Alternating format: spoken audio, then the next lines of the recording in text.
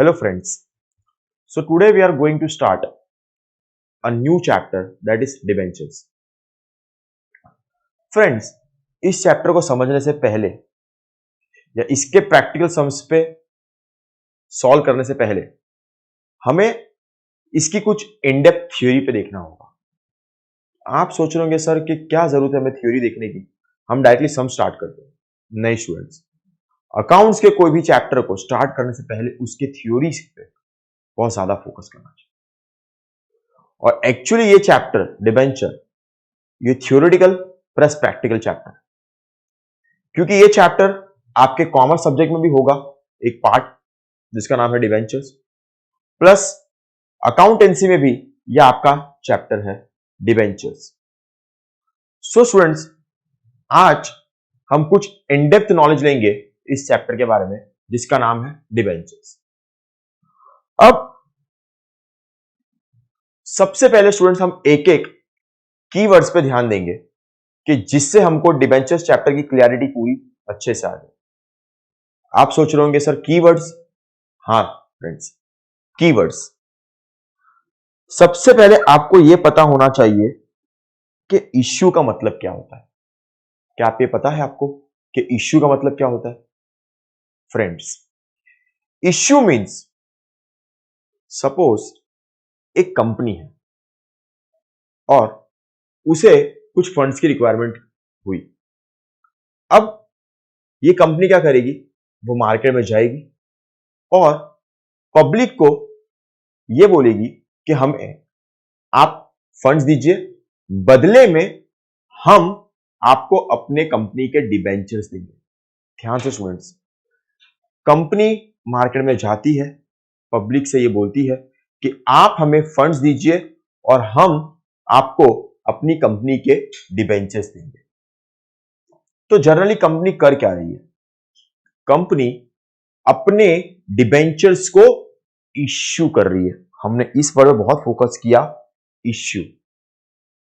Company अपने debentures को issue कर रही है। तो एक कीवर्ड हमें पता चल गया कि इश्यू क्या होता है। तो पब्लिक की तरफ से क्या होगा स्टूडेंट्स? पब्लिक अगर इस शेयर्स या इस डिबेंचर्स में इंटरेस्टेड होगी तो वो फिर इस डिबेंचर्स को सब्सक्राइब करेगी। क्या करेगी फ्रेंड्स? सब्सक्राइब करेगी। अगर पब्लिक इस डिबेंचर्स को लेकर इंटरेस्टेड होगी तो वो क्या करेगी? सब्सक्राइब करेगी। तो सबसे पहले तो हमें इस चैप्टर को स्टार्ट करने से पहले हमें पहले ये दो वर्ड तो पता होना चाहिए कि इश्यू क्या होता है और सब्सक्राइब क्या होता है। फर्दर स्टूडेंट्स, सबसे पहले हमारे माइंड में एक ये बात आनी चाहिए कि कब एक कंपनी डिबेंचर इश्यू करती है। तो फ्रेंड्स, कंपनी के पास पहले तो दो ऑप्शन होते हैं, या वो फंड रेज कर सकती है थ्रू इक्विटी या थ्रू डेट। इक्विटी आपने पढ़ा होगा कि अगर इक्विटी से अगर उसे फंड रेज करना है तो सबसे बेस्ट ऑप्शन है it can issue its share capital, it can issue shares. But what about debt? क्यों एक कंपनी को डिबेंचर इश्यू करना पड़ता है? क्या रीजन है सर? आप हमें यह बताइए कि कंपनी को डिबेंचर इश्यू करना पड़ता है। फ्रेंड्स, जब कंपनी अपने शेयर कैपिटल को डाइल्यूट नहीं करना चाहती, सुनिएगा ये बहुत इंपॉर्टेंट है, जब एक कंपनी अपने शेयर कैपिटल को डाइल्यूट नहीं करना चाहती, मतलब अपने शेयर्स को कम नहीं करना चाहती, सो वो क्या करती है? वो जाती है in the form of borrowings. जब एक कंपनी अपने शेयर्स को डाइल्यूट नहीं करना चाहती तो फिर वो क्या करती है? वो जाती है in the form of borrowings. अब बोरोइंग्स टू टाइप्स होते हैं, या फिर तो कंपनी बोरो कर सकती है फाइनेंशियल इंस्टीट्यूशन मतलब के बैंक से, या फिर तो वो कर सकती है debt from public at large. अब स्टूडेंट्स, आप ये सोच रहे होंगे सर शेयर कैपिटल डाइल्यूट नहीं करती मतलब कंपनी को इतना पता है कि अगर वो डेट करती भी है तो उसके पास इतनी कैपेबिलिटीज है, इतनी कैपेसिटी है कि वो उस डेट को फ्यूचर में पूरी कर सकती है। सो सबसे पहले अगर एक कंपनी के माइंड में या थॉट आया होगा कि हमें डिबेंचर इश्यू करना है, तो सबसे पहले उन्हें यह सोचा होगा कि वो अपने शेयर कैपिटल को डाइल्यूट नहीं करना चाहते। तो ये हुआ स्टूडेंट्स डिबेंचर्स कैसे अंडरटेकिंग में आते हैं। फ्रेंड्स, अब हमें यह देखना चाहिए कि डिबेंचर्स का मीनिंग क्या होता है। तो debenture can be issued under 2 sub clause 30। ये सेक्शन इसलिए मैंने आपको बताया फ्रेंड्स कि आप एग्जाम में अगर ये सेक्शंस को लिखोगे तो उसका एक अलग इंपैक्ट पड़ेगा। आपके बुक्स में सेक्शंस नहीं है, बट ये सेक्शंस आपको बहुत हेल्प करेंगे। सो डिबेंचर्स कहां बताए गए हैं students? Section 2 sub clause 30 companies Act 2013 में ये बताया गया है कि डिबेंचर्स एक डॉक्यूमेंट है। क्या है फ्रेंड्स? एक डॉक्यूमेंट जो एविडेंस है इन डेप्थनेस की। हम फोकस करेंगे इस वर्ड पे, एविडेंस इन डेप्थनेस। मतलब ये एक प्रूफ है कि कंपनी ने एक डेप्थ क्रिएट किया है। क्या फ्रेंड्स? कि ये एक प्रूफ है कि कंपनी ने एक डेप्थ क्रिएट किया है जो फ्यूचर में उसे पे ऑफ करना है। क्या? एक एविडेंस है कि कंपनी ने एक डेप्थ क्रिएट किया है और इसको उन्हें फ्यूचर में पे ऑफ करना है, जिसके अंदर इंक्लूड होता है बॉन्ड एंड स्टॉक। आपके माइंड में क्वेश्चन अराइज हुआ होगा कि sir what is the meaning of bond and what is the meaning of stock? Friends, bonds को हम नेक्स्ट वीडियो में जरूर कवर करेंगे, लेकिन मैं आपको ये बताना चाहता हूं कि स्टॉक क्या होता है। स्टॉक मींस आपका इन्वेंट्री स्टॉक नहीं। यस फ्रेंड्स, बहुत फ्रेंड्स को तो पहले माइंड में आया होगा स्टॉक मतलब क्लोजिंग स्टॉक। नहीं फ्रेंड्स, अगर आपने शेयर कैपिटल बहुत अच्छी तरीके से पढ़ा होगा तो आपको ये पता होगा कि टुकड़े टुकड़े small small amount of shares को मिला के बनता है शेयर स्टॉक्स। उसी तरह से बहुत सारे डिबेंचर्स को मिलाकर जो बनता है वो बनता है डिबेंचर स्टॉक। यस फ्रेंड्स, बहुत सारे डिबेंचर्स को मिलाकर छोटे छोटे नॉमिनल अमाउंट्स के डिबेंचर्स को मिलाकर जब बनता है तो सब में क्या बोलते हैं? Debenture stock. But not necessary secured by charge over property. अब ये लाइन का मतलब क्या? ये लाइन का मतलब ये फ्रेंड्स कि जरूरी नहीं है कि एक कंपनी डिबेंचर इश्यू करे on terms of its securing it's property. मतलब जरूरी नहीं है कि कंपनी मोर्गेज करे अपने प्रॉपर्टी को और उसके बाद वो डिबेंचर इश्यू करे। इंडिया के अंदर चाहे कंपनी तो वो सिक्योर डिबेंचर भी इश्यू कर सकती है, नॉन सिक्योर भी कर सकती है। सो इट्स नॉट मैंडेटरी कि आपको अपने असेट्स, कंपनी के असेट्स को मोर्गेज करके डिबेंचर को इश्यू करना पड़े। It's not about that. So it is an acknowledgement of debt as well as undertaking to repay the specified sum with interest on prescribed date. So ये acknowledgement है, ये एक proof है कि कंपनी ने कुछ डेप्ट क्रिएट किए हैं in the form of debentures और एक स्पेसिफाइड सम उन्हें लिया है और ये उन्हें टाइम पे आने पर वो पेमेंट कर देगी पब्लिक को। सो इसे कहते हैं डिबेंचर्स। स्टूडेंट्स, जैसे ही कंपनी डिबेंचर इश्यू करती है तो कंपनी एक डिबेंचर सर्टिफिकेट देती है अपने डिबेंचर्स होल्डर को। आप सोच रहे होंगे कि sir what is the meaning of debentures holder? Friends, जिन पब्लिक ने हमारी कंपनी के अंदर इन्वेस्टमेंट किया था और हमने उनको बदले में डिबेंचर्स दिया, सो जो हमने जिसने डिबेंचर जो परचेस किया उनको दिया, उन्हें कहते हैं डिबेंचर्स होल्डर। क्या कहते हैं स्टूडेंट्स? Debenture holder. सो जब डिबेंचर होल्डर एक कंपनी का डिबेंचर परचेस करता है तो उसके बाद कंपनी इश्यू करती है एक डिबेंचर सर्टिफिकेट। फ्रेंड्स, तो आपके स्क्रीन पे यह है एक डिबेंचर सर्टिफिकेट। यहां पे आप देख सकते हैं कंपनी का नेम दिया हुआ है, यहां पे लिखा हुआ है कि डिबेंचर सर्टिफिकेट है और एक स्लैश करके जो वर्ड लिखा है नॉन कन्वर्टेबल डिबेंचर्स, ये हम आगे पढ़ने ही वाले हैं। डिबेंचर्स के कुछ टाइप होते हैं और उस टाइप के अंदर ये एक नॉन कन्वर्टेबल डिबेंचर्स होता है। सो मतलब ये कि जब आप कंपनी से डिबेंचर्स परचेस करते हैं तो उस कंपनी का डिबेंचर्स का टाइप भी उस सर्टिफिकेट में मेंशन होता है फ्रेंड्स। यस, डिबेंचर्स बहुत सारे टाइप से होते हैं, वो हम आगे पढ़ने ही वाले हैं, पर वो डिबेंचर्स का यहां पे डिस्क्रिप्शन आपके डिबेंचर सर्टिफिकेट में दिया होगा। जैसे कि यहां पे आगे लिखा है कि आप देखिए कि डिबेंचर होल्डर का नेम दिया हुआ है यहां पे कि डिबेंचर होल्डर का नेम है, सर्टिफिकेट नंबर है, कितने डिबेंचर्स परचेस किए हैं, 100 डिबेंचर्स। कितने डिबेंचर परचेस किए फ्रेंड्स, 100। और मोस्ट इंपॉर्टेंट पार्ट, जब भी डिबेंचर सर्टिफिकेट दिया जाता है तो उसमें कंपनी का कॉमन सील कंपलसरी होता है स्टूडेंट्स। ये देखिए, given under the common seal of a company. So friends, इसे कहते हैं डिबेंचर सर्टिफिकेट। आपके एकदम क्लियर हो गया होगा कि किससे कहते हैं डिबेंचर सर्टिफिकेट। डिबेंचर सर्टिफिकेट कब मिलता है, जब एक डिबेंचर होल्डर कंपनी के अंदर इन्वेस्टमेंट करता है तो ये एक प्रूफ बन जाता है कि उसने सो एंड सो कंपनी के अंदर डिबेंचर्स परचेस किए हैं और ये है उसका एक proof, that is not debenture certificate under common seal. Friends, तो अब हम देखेंगे कि डिबेंचर्स के फीचर्स क्या होते हैं। सो फ्रेंड्स, जैसे कि मैंने आपको स्टार्टिंग बताया था कि कंपनी के पास दो वे होता है for procuring the fund. One is through equity and another one is through डेब्ट।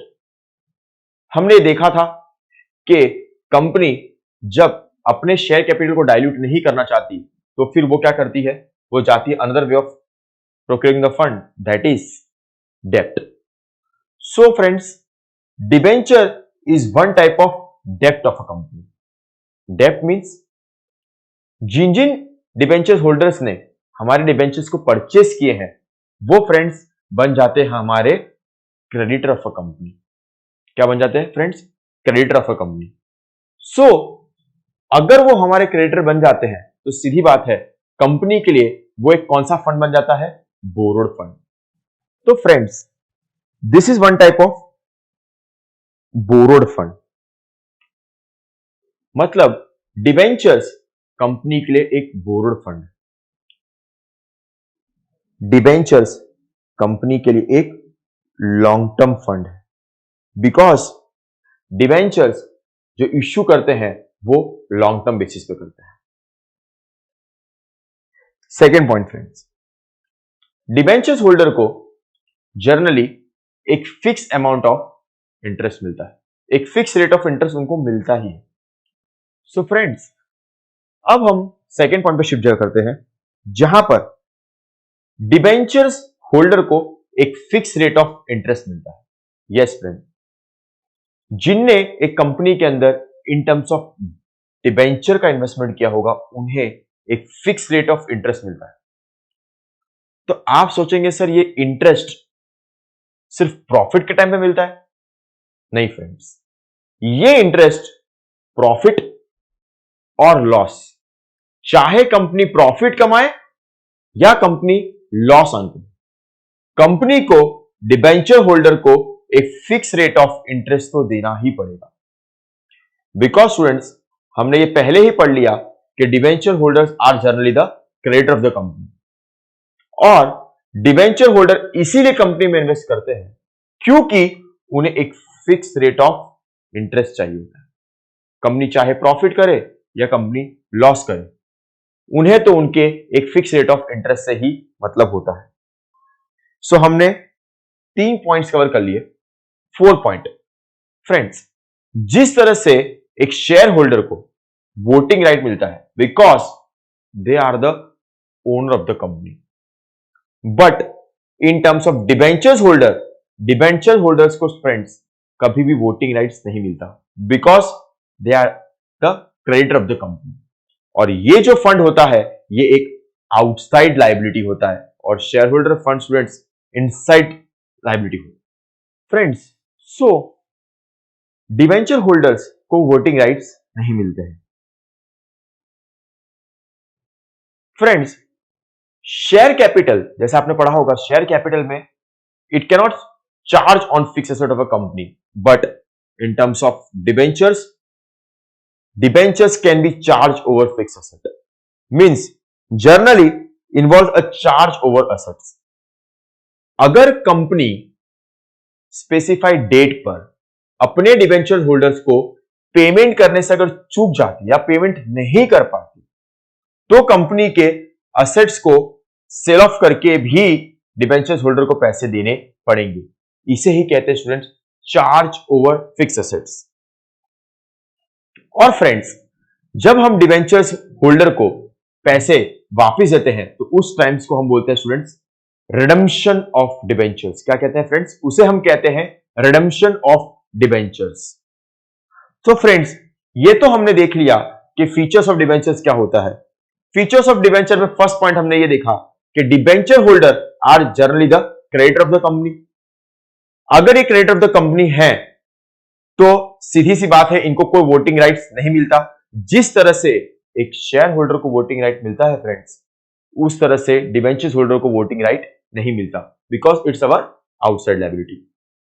हमने थर्ड ये देखा कि एक डिबेंचर्स होल्डर कंपनी के अंदर इसलिए इन्वेस्ट करता है क्योंकि उसे एक fix rate of interest earn करना है।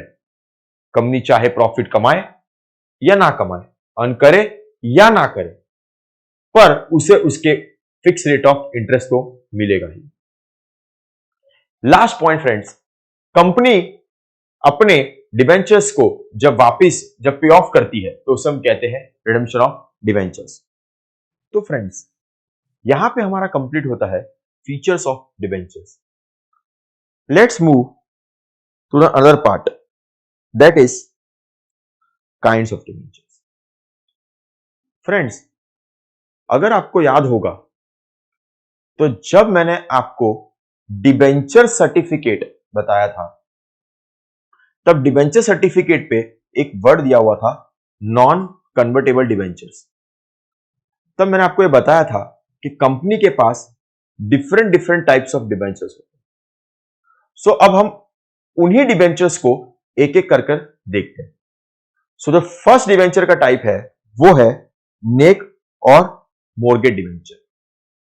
अब इसको एक्सप्लेन करने के लिए फ्रेंड्स हम एक स्टोरी वाइज क्रिएशन करते हैं। सपोज आपकी एक कंपनी है और आपके कंपनी में एक डिबेंचर होल्डर इंटरेस्टेड है इन्वेस्ट करने के लिए, पर उसे यह नॉलेज ही नहीं है कि कौन से टाइप ऑफ डिबेंचर उसे परचेज करना चाहिए। तो आपने दो टाइप ऑफ डिबेंचर पहले आपने ऑफर किया, एक naked debenture, second one mortgage debenture. उसने पूछा कि what is the meaning of naked debenture sir and what is the meaning of mortgage debenture. Naked debenture तो आपने एक्सप्लेन किया कि नेकेड डिबेंचर सर वो डिबेंचर होते हैं जहां पे हमारी कंपनी के असेट सिक्योर्ड नहीं है, हमारे कंपनी के assets no property is mortgage on that issue. मतलब जैसे ही हमने आपको इस डिबेंचर को इश्यू किया तो कंपनी के कोई भी असेट्स मॉर्गेज नहीं हो पाएंगे। मतलब अगर हम फेल हो गए आपको पेमेंट करने के लिए, तो फिर आप हमारी कंपनी के असेट्स को मॉर्गेज करके सेल ऑफ करके पैसे ले पाओगे, ऐसा नहीं हो पाएगा। मतलब debenture holder may surely sue the company for recovering the money. हां, पर आप हम पे केस कर सकते हो पैसे वापस लौटाने के लिए, पर यह गारंटी नहीं है कि आप हमारे कंपनी के एसेट्स के ऊपर क्या कर सकते हो, मॉर्गेज कर सकते हो। सेकेंड टाइप ऑफ डिबेंचर जो है फ्रेंड्स वो है mortgage debenture. Mortgage debenture friends एक सिक्योर्ड डिबेंचर होता है जहां पे एक चार्ज ऑन कंपनी एसेट होता है। मतलब अगर कंपनी उसे पे ऑफ नहीं कर पाती तो डिबेंचर्स होल्डर उस असेट्स को बेचकर भी पैसे लेंगे। फर्स्ट केस में याद करो, डिबेंचर होल्डर को यह समझाया गया कि अगर हम आपको पैसे पे ऑफ नहीं कर पाएंगे तो आप हमारे कंपनी के एसेट्स को बेचकर पैसे नहीं ले पाओगे। आप मैरली हमारी कंपनी पे एक केस कर सकते हो, पर आप हमारी एसेट्स पे चार्ज नहीं कर सकते। But in second case, if a company fails to pay to a debenture holder, then a debenture holder can charge the company's asset. Company assets के वो चार्ज कर सकती है। The debenture holder can repay or reduce from the mortgage property. और जो property से उन्हें charge किया था उसे सेल ऑफ करके वो पैसे वापस ले सकती है। सो ये था फ्रेंड्स हमारे टू टाइप्स ऑफ डिबेंचर्स। जो नेक्स्ट डिबेंचर्स है friend, one is redeemable debentures and another one is irredeemable debentures. फिर से वही स्टोरी, वो डिबेंचर होल्डर ने ऐसा पूछा कि what is the meaning of redeemable debentures and what is the meaning of irredeemable debentures. आपने उसे एक्सप्लेन किया, रिडीमेबल डिबेंचर्स मतलब ये कि आपको हम एक स्पेसिफाइड टाइम पीरियड में हम आपको ये रिडीम करके देंगे। रिडीम मतलब हम आपके पैसे आफ्टर 3 इयर्स, 4 इयर्स और 5 इयर्स हम आपको इसका पेमेंट वापस देंगे। That is known as redeemable debentures are payable on a predetermined date after 5 years, it may be after 5 years और 4 इयर्स, कुछ भी हो फ्रेंड्स। रिडीमेबल डिबेंचर्स में company specified date debenture certificate में मेंशन करती है, बट इररिडीमेबल डिबेंचर्स में debentures holder को तभी पैसे मिलते हैं जब कंपनी वाइंडिंग अप के स्टेज पर आती है। कब? जब कंपनी का अंत होगा या फिर तो वाइंडिंग अप होगा, तभी उसे पैसे वापस मिलते हैं। सो फ्रेंड्स, अब हम देखते हैं एक न्यू टाइप ऑफ डिबेंचर्स। अभी तक हमने 4 टाइप के डिबेंचर्स खत्म कर लिए। अब हम जो शिफ्ट कर रहे हैं वो है एक बेयरर डिबेंचर्स और second one is registered debenture. Same वही स्टोरी को हम लेते हैं। एक पर्सन आता है कंपनी के अंदर और वो बताता है कि मुझे आपके कंपनी के डिबेंचर्स परचेस कर। कंपनी से पूछती है कि हमारे पास डिफरेंट टाइप्स ऑफ डिबेंचर्स हैं, सर आप किस डिबेंचर्स में इन्वेस्टमेंट करना चाहते हैं? वो यही पूछता है कि आप मुझे बताइए किस डिबेंचर्स में मुझे इन्वेस्टमेंट करना चाहिए। तो कंपनी बोलती है कि हमारे पास एक बेयरर डिबेंचर्स है और एक रजिस्टर्ड डिबेंचर। वो पर्सन एक क्वेश्चन पूछता है कि sir what is the meaning of bearer debentures and what is the meaning of registered debenture. तो फ्रेंड्स, बेयरर डिबेंचर्स वो डिबेंचर्स होते हैं जो डिबेंचर्स का रिकॉर्ड डिबेंचर सर्टिफिकेट में नहीं होता। यस फ्रेंड्स, बेयरर डिबेंचर्स वो डिबेंचर्स होते हैं जिसका रिकॉर्ड डिबेंचर्स सर्टिफिकेट में नहीं होता। मतलब डिबेंचर्स होल्डर का नेम नहीं होता। मतलब ये कि ऐसा कोई प्रूफ नहीं होता कि सो एंड सो पर्सन ने डिबेंचर्स को क्या किया है, परचेज। मतलब कंपनी के रजिस्टर में ये रिकॉर्ड नहीं होता। और इस टाइप के डिबेंचर्स के अंदर डिबेंचर होल्डर जब चाहे तब ये डिबेंचर्स को ट्रांसफर कर सकता है टू अनदर पर्सन।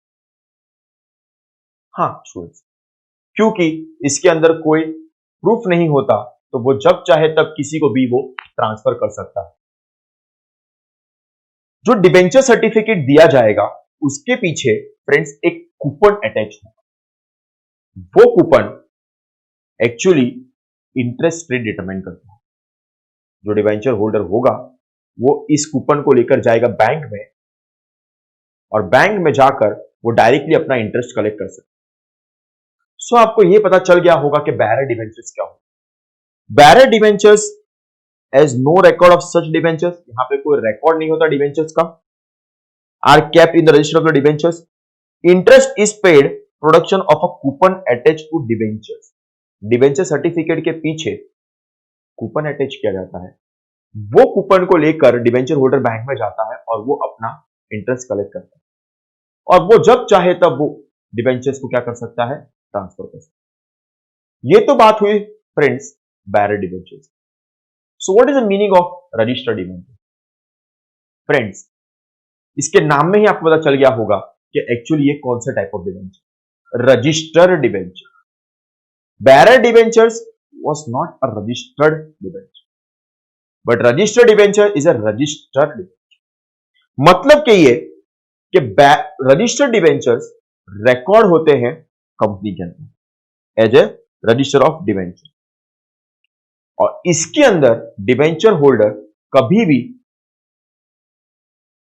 डीड के बिना ट्रांसफर नहीं कर सकता।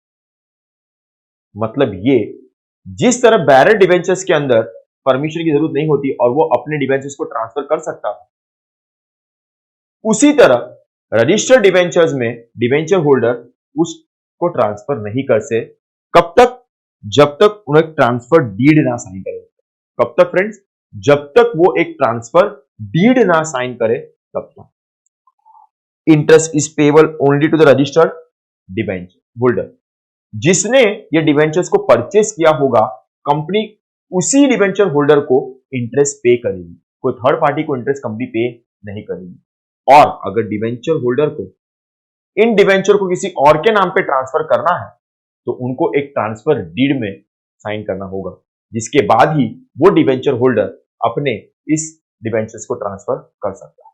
तो एक्चुअली हमको ये पता चल गया कि बैरर डिबेंचर्स क्या होता है और रजिस्टर्ड डिबेंचर्स क्या होता है। बैरर डिबेंचर्स जिसका कोई रिकॉर्ड नहीं होता रजिस्टर्स इन डिबेंचर्स के अंदर, और रजिस्टर्ड डिबेंचर मींस वो डिबेंचर जिसका रिकॉर्ड होता है रजिस्टर्ड इन डिबेंचर्स। जो नेक्स्ट डिबेंचर्स है फ्रेंड्स, वो है conversion of debentures into equity share. मतलब क्या? मतलब ये फ्रेंड्स कि आप अपने डिबेंचर्स को कन्वर्ट कर सकते हैं इक्विटी शेयर्स में। मतलब सर, अब फ्रेंड्स दो टाइप के डिबेंचर्स, एक convertible debentures and second non convertible debentures. Convertible debentures in which sense? Convertible debentures वो डिबेंचर्स होते हैं फ्रेंड्स जो after specific period of time convert हो जाते हैं इक्विटी के अंदर। After a specific period of time वो किसमें कन्वर्ट हो जाते हैं? इक्विटी के अंदर। और ये इंफॉर्मेशन लिखी होती है डिबेंचर सर्टिफिकेट के अंदर। फ्रेंड्स, अगर डिबेंचर होल्डर चाहे तो एक स्पेसिफिक पीरियड ऑफ टाइम के बाद वो अपने इस डिबेंचर को कन्वर्ट कर सकते हैं इक्विटी के अंदर, और ये इंफॉर्मेशन डिबेंचर सर्टिफिकेट के अंदर मेंशन की जाती है। पर फ्रेंड्स, जब कभी भी कन्वर्टेबल डिबेंचर्स की बात आती है, कंपनी अगर होलली और पार्टली कन्वर्ट करती है डिबेंचर्स को इनटू इक्विटी, तो as per the Companies Act 2013 rule number 18, as per the Companies Act 2013 rule number 18 ये बताता है कि उसके पहले एक स्पेशल रेजोल्यूशन पास किया जाता है in the journal meeting. Company के जर्नल मीटिंग के अंदर एक स्पेशल रेजोल्यूशन पास किया जाता है कि we want to convert our debentures into equity. ये बहुत इंपॉर्टेंट बात है फ्रेंड्स, जो रूल नंबर 18 के अंदर प्रिस्क्राइब की गई। और जो डिबेंचर्स होल्डर होते हैं उनको मार्केट वैल्यू से लेस में इक्विटी परचेस करने का एडवांटेजेस मिलता है। सपोज अगर मार्केट में उस इक्विटी की प्राइस 50 रुपीज है, और अगर इन डिबेंचर्स होल्डर को एक स्पेसिफिक पीरियड ऑफ टाइम में, एक स्पेसिफिक पीरियड ऑफ टाइम के बाद इनको कन्वर्ट करना है अगर इक्विटी में, तो ये इक्विटी उनको 40 रुपीज में या 45 मिलेगी, लो एज कंपेयर टू मार्केट में। इसे कहते हैं फ्रेंड्स कन्वर्टेबल डिबेंचर्स। पर ये याद रखिएगा, कन्वर्टेबल अगर कंपनी को करना है कन्वर्टेबल डिबेंचर्स, सो होलली या पार्टली उनको रूल नंबर 18 को देखना होगा। और रूल नंबर 18 ये बोलता है कि उसके लिए स्पेशल रेजोल्यूशन पास करना पड़ेगा जनरल मीटिंग के अंदर। सो ये तो फ्रेंड्स हुआ convertible debentures. What is the meaning of non convertible debentures? वो डिबेंचर्स जो इक्विटी में कन्वर्ट ना हो उसे हम कहते हैं नॉन कन्वर्टेबल डिबेंचर्स। एक स्पेसिफाइड पीरियड ऑफ मैच्योरिटी के बाद इसके पैसे वापस मिलते हैं, पर ये टाइप ऑफ डिबेंचर्स में हम इक्विटी में कन्वर्ट नहीं कर सकते। तो आपको दोनों के बीच में डिफरेंस पता चल गया होगा। कन्वर्टेबल डिबेंचर्स वो डिबेंचर्स जो आप इक्विटी में कन्वर्ट कर सकते हैं, और उसकी इंफॉर्मेशन आपको डिबेंचर सर्टिफिकेट में दी है। नॉन कन्वर्टेबल डिबेंचर्स वो डिबेंचर्स जो आप कन्वर्ट नहीं कर सकते इक्विटी शेयर्स में।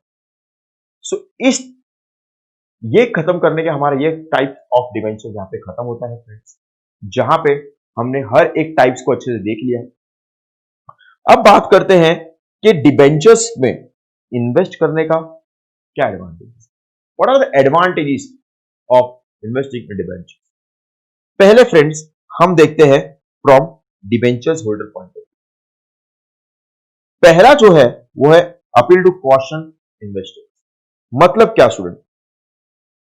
Large amount of finance can be raised by issue of debentures and from caution or the investor who prefer to have a safety investment and a fixed return.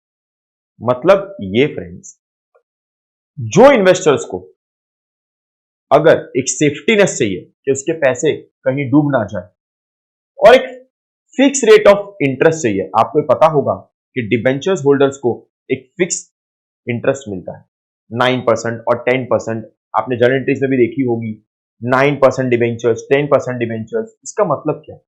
इसका मतलब ये कि at the end of the year in debentures holder को company चाहे profit कमाए या loss कमाए, इनको तो उनका इंटरेस्ट मिलेगा ही मिलेगा।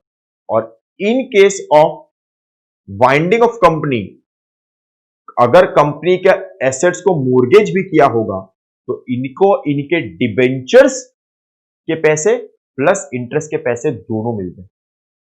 सो ऑब्वियस सी बात है, डिबेंचर्स होल्डर वो डिबेंचर्स होल्डर जिनके पास ज्यादा फंड हो तो वो क्या प्रीफर करते हैं फ्रेंड्स? वो प्रीफर करते हैं इन्वेस्टमेंट इन डिबेंचर्स, और उन्हें उनकी डिबेंचर्स में इन्वेस्टमेंट करने के बाद उनको एक सेफ्टी फील होता है और उनको एक फिक्स रेट ऑफ इंटरेस्ट मिलता है। सेकेंड जो friend, regular return. Debenture holder को मैंने आपको बता दिया कि डिबेंचर होल्डर को एक fix rate and periodical irrespective of profit मिलता है। वहां पे कोई रिस्क नहीं होता, मतलब कि कंपनी प्रॉफिट कमाए या लॉस कमाए, डिबेंचर होल्डर को तो उसका इंटरेस्ट मिलेगा ही मिलेगा। थर्ड पॉइंट है फ्रेंड्स, सेफ्टी ऑफ रीपेमेंट। इसका मतलब क्या? अगर कंपनी का वाइंडिंग अप हो रहा है तो कंपनी सबसे पहले जो अपने फंड है वो देगी, रिडीम करेगी, वो डिबेंचर्स होल्डर को करेगी, ना कि इक्विटी शेयर होल्डर। कंपनी चाहे प्रॉफिट कमाए या लॉस कमाए, कंपनी को इंटरेस्ट तो पे करना ही है। और अगर वाइंडिंग अप के टाइम पे अगर कंपनी के कोई एसेट्स को मोर्गेज किए हैं तो उसको सेल करके भी डिबेंचर होल्डर पैसे लेगा, वो अपने principal amount plus interest amount दोनों को कवर करेगा। सो फ्रेंड्स, ये हुआ सेफ्टी ऑफ इन्वेस्टमेंट। अब हम कंपनी के पॉइंट ऑफ व्यू से समझते हैं फ्रेंड्स कि कंपनी को क्या बेनिफिट है इन डिबेंचर्स। अब आपको मैंने बताया था, जो इन्वेस्टर के पास ज्यादा फंड होगा वो डिबेंचर्स में क्या करते हैं, इन्वेस्टर। अब सीधी बात है, ये फंड किसके पास आएगा फ्रेंड्स? ये फंड आएगा कंपनी के पास, और उनका इकोनॉमिकली वो ज्यादा स्ट्रॉन्ग होगा। So company can raise fund through debenture because at relative cost. This is because investor consider debenture as a safety investment. क्योंकि डिबेंचर होल्डर ऐसा मानते हैं कि investment in debentures are relatively safe as compare to equity shares. So company को भी funds क्या ज्यादा betterment मिलता है। सो फ्रेंड्स, अब हम देख लेते हैं डिसएडवांटेज। एडवांटेज हमने देख लिया, उसी वजह से हम डिसएडवांटेज को भी कवर करते हैं। जो फर्स्ट डिसएडवांटेजेस है फ्रेंड्स वो है नो वोटिंग राइट। अब आपको ये पता ही है कि debentures holder are generally the creditors of the company. So इनको वोटिंग राइट नहीं मिलता जो voting right equity share holder को मिलता है, because equity share holders are the owner of the company. So debentures holders को एक ये डिसएडवांटेजेस होता है कि उन्हें वोटिंग राइट कंपनी के नहीं मिलते। Debentures holders have no voting rights in the management of the company. ये एक सबसे बड़ा डिसएडवांटेजेस है डिबेंचर्स होल्डर के लिए। सेकेंड, हाई यूनिट प्राइस, मतलब जो द कॉस्ट होती है फ्रेंड्स डिबेंचर्स की, वो जनरली हाई होती है as compare to equity. The unit price of debenture is generally high than that of shares. जो स्मॉल इन्वेस्टर्स है वो इन डिबेंचर्स को परचेज नहीं करता बिकॉज इनकी यूनिट प्राइस हाई होती है। ये हमने पहले ही एडवांटेज के अंदर देखा था कि वो डिबेंचर्स जिनके पास ज्यादा फंड हो और जिनको सेफ्टीनेस चाहिए and fix rate of interest चाहिए, वही लोग डिबेंचर्स के अंदर इन्वेस्टमेंट करते हैं और इसकी कॉस्ट पर यूनिट हाई होती है एज कंपेयर टू शेयर्स। सो वो डिबेंचर्स होल्डर जिनको स्मॉल अमाउंट में डिबेंचर्स परचेस करना है वो परचेस नहीं कर पाते। अब फ्रेंड्स हम देख लेते हैं disadvantages from the point of view of जो सबसे फर्स्ट डिसएडवांटेजेस है कंपनी के लिए वो है परमानेंट बर्डन ऑफ इंटरेस्ट। मतलब क्या, हमने ऑलरेडी आगे ये बात की हुई है कि कंपनी अगर प्रॉफिट कमाए या लॉस कमाए, कंपनी को डिबेंचर्स होल्डर्स को हर ईयर में उनका इंटरेस्ट देना ही पड़ेगा। हर ईयर चाहे कंपनी प्रॉफिट कमाए या लॉस कमाए, उसे तो इंटरेस्ट पे करना ही पड़ेगा और ये इंटरेस्ट जनरली एक बर्डन हो जाता है कंपनी के। सो ये पहला पॉइंट सर स्टूडेंट्स यही है, interest on debenture has to be paid every year irrespective of profit. So it is a burden on company to pay interest. जो नेक्स्ट फ्रेंड है, जो नेक्स्ट डिसएडवांटेज है फ्रेंड, वो है चार्ज ऑन फिक्स एसेट्स। ये भी हमने पहले डिस्कस कर लिया है कि जब सिक्योर टाइप्स ऑफ डिबेंचर्स होते हैं, अब तो एक्चुअली कंपनीज एक्ट में ऐसा कंपलसरी कर दिया है कि इंडिया के अंदर अब सिर्फ सिक्योर टाइप्स ऑफ डिबेंचर्स ही होते हैं। सो सिक्योर टाइप ऑफ डिबेंचर्स के अंदर क्या होता है कि कंपनी के एसेट्स को मोर्गेज किया जाता है।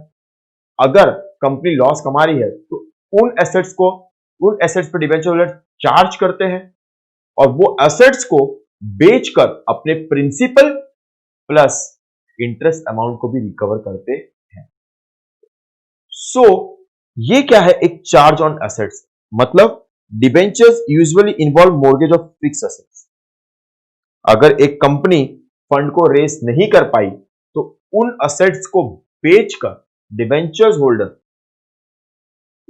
उन एसेट्स को बेचकर डिबेंचर्स होल्डर अपने पैसे principal plus interest amount recover कर सकते। सो फ्रेंड्स, ये था हमारा डिबेंचर्स चैप्टर का एक detail analysis about the theoretical part. अगर आपने इस थ्योरी को अच्छे से समझ लिया तो जब हम प्रैक्टिकल एस्पेक्ट्स पे आएंगे फ्रेंड्स, तो आपके लिए उतना ही इजी हो जाएगा। और ये चैप्टर तो कॉमर्स का भी एक पार्ट है, डिबेंचर्स एक छोटा टॉपिक है आपके बुक के अंदर डिबेंचर। तो हम लोग जो नेक्स्ट लेक्चर में मिलेंगे फ्रेंड्स, वो नेक्स्ट लेक्चर में हम कुछ प्रैक्टिकल एस्पेक्ट्स पे ध्यान देंगे। उसमें कुछ मैंने केसेस बनाए हैं, 10 to 15 केसेस है। अगर वो आप 10 to 15 केसेस को थोरोली एकदम गो थ्रू हो जाते हैं तो आप अपने टेक्स्ट बुक के कोई भी सम इजीली सॉल्व कर पाएंगे। So till then, thank you so much friends.